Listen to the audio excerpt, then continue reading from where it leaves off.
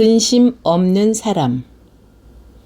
옛날 어느 곳에 김공방이라는 사람이 있었습니다.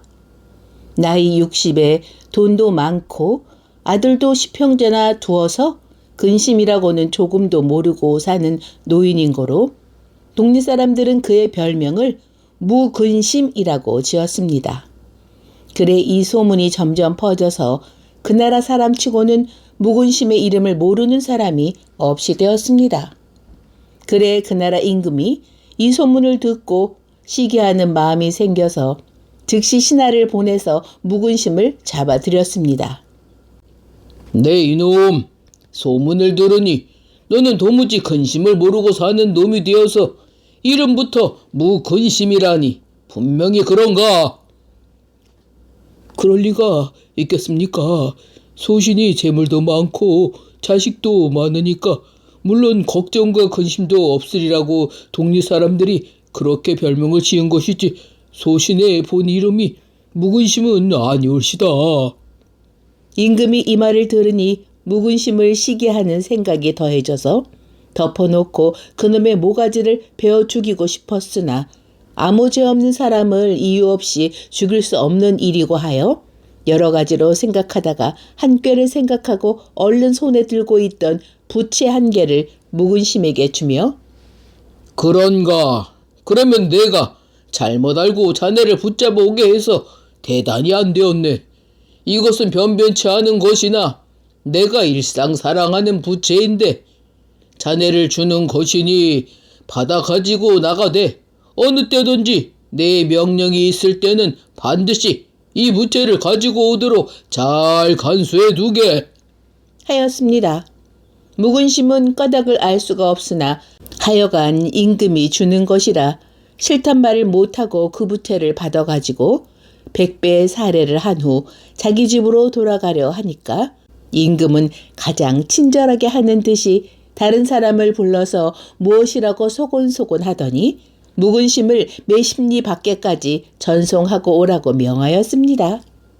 그래 무근심은 임금님의 신하와 같이 자기 집을 향하고 가는데 한 10리쯤 가서 큰 강이 있는 거로 배를 타고 그 강을 건너가게 되었습니다. 그래 그 강의 절반쯤 건너왔을 때인가 같이 가던 임금의 신하들이 무근심을 보고 당신은 이번에 임금님께 예물을 받아서 가지고 간다니 대체 무슨 물건을 받았어? 하고 물었습니다. 정직한 무근심은 맥락은 모르고 부채 한 개를 예물로 받았다 하고 대답하니까 신하들은 어떤 부채인지 좀 보여달라고 졸랐습니다. 그래 무근심은 아무 생각 없이 내어주었습니다. 그러니까 신하들은 미리 임금님과 약속한 일이 있는 거로 부채를 받아서 보는 척 하다가 강물에다 일부러 떨어뜨렸습니다. 이것을 보고 그제야 비로소 임금의 꾀에 빠진 줄을 깨닫고 무근심은 속으로 무한히 걱정을 하면서 집에 돌아왔습니다. 그래 집에 돌아오는 마다 방문을 굳이 닫고 내가 임금님의 꾀에 속아서 부채를 잃어버렸는데 임금님은 반드시 나더러 그 부채를 다시 가져오라고 해서 내가 만일 못 가져가면 필시 역적이라고 죽일 것은 분명한 일이니 내가 대궐에 붙잡혀 가서 더러운 누명을 쓰고 죽는 것보다 내 집에서 깨끗하게 죽는 것이 나으리라 생각한 후에 시급을 전폐하였습니다.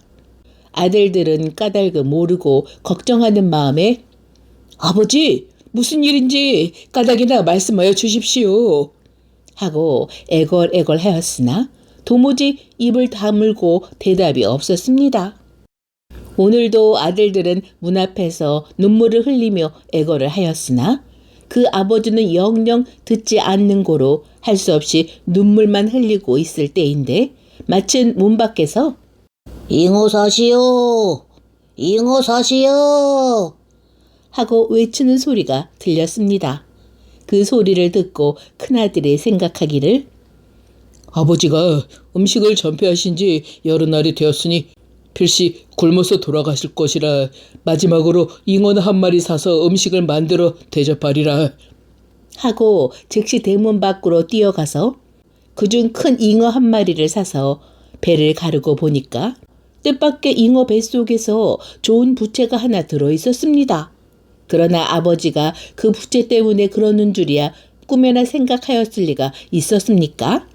큰아들은 얼른 그 잉어로 음식을 만들어 가지고 아비 앞에 놓고 엎드려 애걸하였습니다.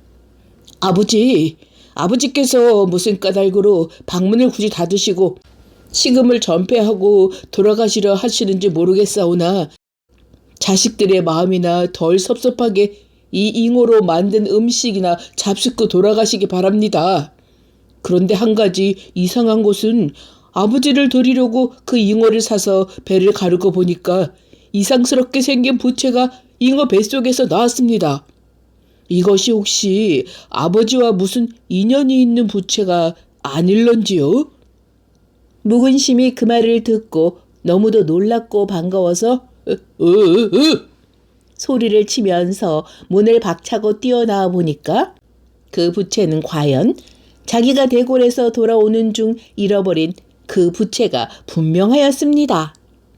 묵은심이 그제야 아들들에게 자세한 이야기를 하고 웬 집안이 즐거워하였습니다.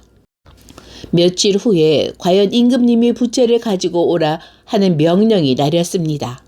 그러나 미리부터 기다리고 있던 차이라 즉시 대궐로 가서 부채를 바치었습니다. 임금은 이상스럽게 생각하여 부채를 이리저리 펴보았으나 이는 분명히 자기가 내어준 부채였습니다. 이상도 하다. 분명히 신하들이 바다에 빠뜨렸다고 했는데 이상하구나. 임금님은 놀랍고 신기하여 묵은심에게 사실을 물으니 묵은심은 조금도 숨기지 않고 자세한 이야기를 죄다 하였습니다. 임금님은 그제야 묵은심의 손을 잡고 그대는 과연 하늘이 내신 묵은심이라 하고 묵은심에게 큰 벼슬을 시켰답니다. 끝.